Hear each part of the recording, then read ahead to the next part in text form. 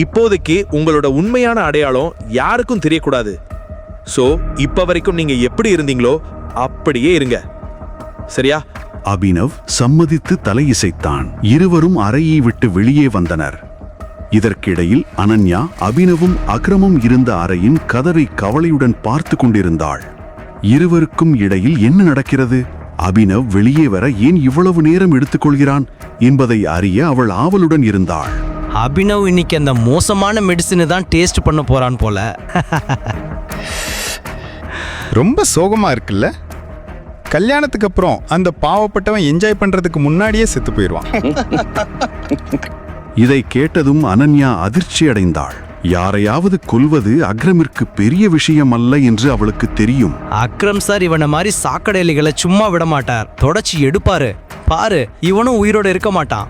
கல்யாணம் ஆனதுக்கு அப்புறம் சாகிறதுன்னு சொல்லுவாங்கல்ல, அந்த பழமொழி உண்மையாகும். இதை கேட்டு அனன்யாவுக்கு வருத்தமாக இருந்தது.